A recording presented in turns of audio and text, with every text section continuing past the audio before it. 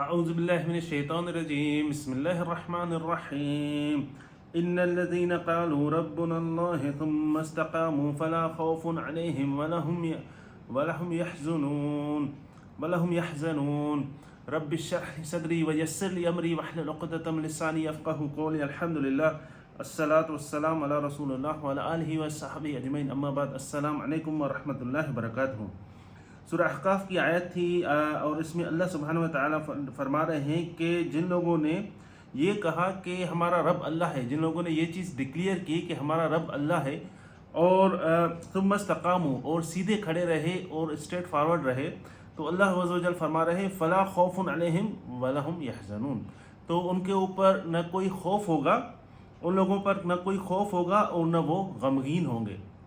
تو خوف اور سیڈنس، یہ خوف اور سیڈنس ہے کیا؟ سب سے پہلے جب کوئی کہتا ہے کہ جب کوئی ہم چیز یہ ڈکلیئر کرتے ہیں، جب آپ یہ چیز کہتے ہیں رب اللہ، میرا رب اللہ ہے، تو آپ لوگوں کو یہ پتہ ہونا چاہیے کہ رب کا مطلب کیا ہے۔ رب کا مطلب ہے ماسٹر، آپ لوگوں کا ماسٹر جو ہر چیز آپ کو پرووائڈ کرتا ہے، رب المنعم جو آپ کو گفٹ دیتا ہے، آپ کو رزق دیتا ہے، آپ کو جو ہے ہم جو سانس لیتے ہیں، جو بھی چیز کرتے ہیں، ہم یہ کہتے ہیں کہ ہمارا رب جو ہے وہ اللہ ہے، یہ چیز ہم اپنے منہ سے کہتے ہیں، ہم یہ چیز ڈکلیئر کرتے ہیں۔ جب یہ چیز ڈکلیئر کرتے ہیں تو ہمیں نہ خوف ہونا چاہیے اور نہ ہم غمگین ہوں۔ اور استقام کا مطلب ہے کہ سیدھا، جیسے قد قامت الصلاۃ،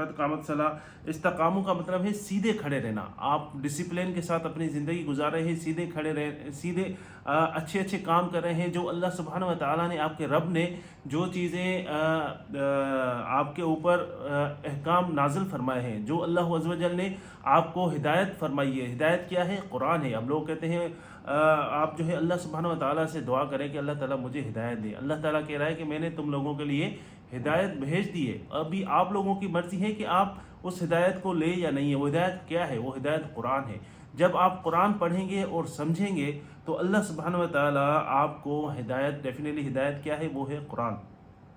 تو خوف علیہم ولہم یحزنون، خوف اور یحزن، خوف اور سیڈنس، تو یہ چیز کیا ہے؟ خوف کا مطلب یہ ہے کہ مثال کے طور پہ آپ جو ہے آپ نے کوئی ایگزام دیا اور آپ رزلٹ کا ویٹ کر رہے ہیں، رزلٹ نہیں آیا ابھی تک، تو آپ جب رزلٹ کا ویٹ کر رہے ہیں تو آپ کو ایک خوف ہے کہ میں پاس ہوں گا یا فیل ہوں گا،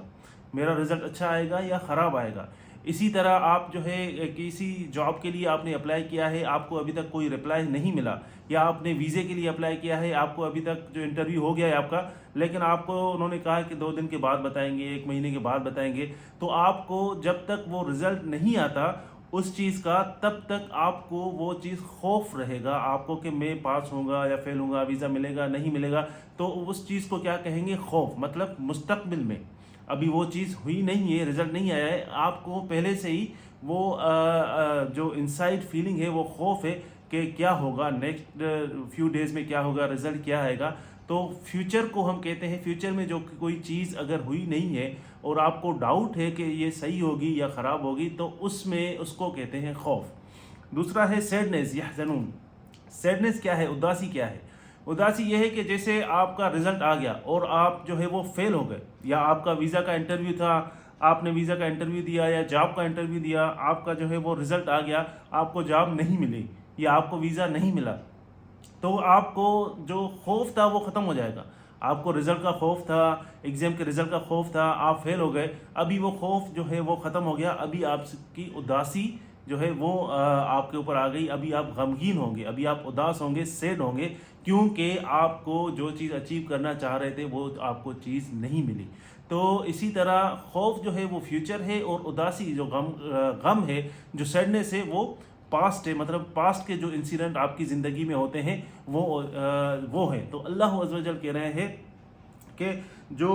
یہ کہہ رہے ہیں کہ رب اللہ، یہ چیز ڈکلیئر کر رہے ہیں کہ میرا رب جو ہے وہ اللہ ہے، میرا ماسٹر اللہ ہے، اور سیدھے رستے پہ کھڑے ہوئے ہیں، تو ان کو نہ کوئی خوف ہوگا اور نہ وہ غمگین ہوں گے۔ آج کل جو سائیکیٹرسٹ ہیں یا سائیکالوجسٹ ہیں، جب بھی کسی کو کوئی سائیکالوجیکل پرابلم ہوتا ہے، مثال کے طور پہ بائیپولر ڈس آرڈر ہے، ڈپریشن ہے، سیویئر انزائٹی ہے، سیویئر ڈپریشن ہے، کوئی بھی چیز ہے، تو سائیکالوجسٹ جو ہے وہ پاسٹ ہسٹری لیتے ہیں اور وہ کہتے ہیں کہ پاسٹ میں بچپن سے لے کے جوانی تک، یا بچپن سے لے کے ابھی تک، ان کے اوپر کوئی ایسے ٹرامیٹک ایونٹس ہوئے ہیں، ایسی چیزیں ان کی زندگی میں ہوئی ہیں جن کا اثر جو ہے وہ ابھی ظاہر ہو رہا ہے۔ जिनका असर जो है वो अभी जवानी में या उसकी मिड लाइफ में वो चीज़ें नज़र आ रही हैं, क्योंकि बचपन से लेके वो उनकी ज़िंदगी में ऐसी ऐसी चीज़ें हुई हैं, ट्रॉमेटिक चीज़ें हुई हैं, अनवांटेड चीज़ें हुई हैं, चाइल्ड अब्यूज़ हुआ है, तो उसकी वजह से ये जो चीज़ें हैं अभी ज़ाहिर हो रहे हैं, जिसकी वजह से इसको मेंटल प्रॉब्लम है, साइकोलॉजिकल प्रॉब्लम है,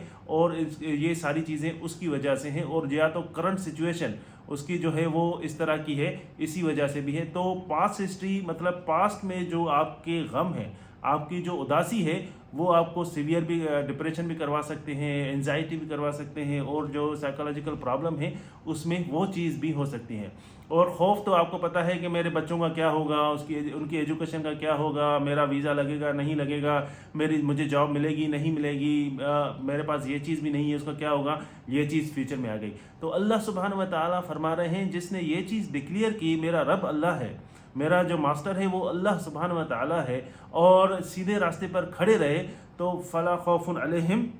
वला हम यहज़नून, उनके ऊपर न खौफ होगा और न वो गमगीन होंगे। अल्लाह सुब्हानहू व तआला हमें सीधे रास्ते पर चलने की तौफीक अता फरमाए, और कुरान को समझ कर पढ़ने की तौफीक अता फरमाए। व आखिर दावाना अनिल हम्दुलिल्लाहि रब्बिल आलमीन। अस्सलामु अलैकुम व रहमतुल्लाहि व बरकातुहू।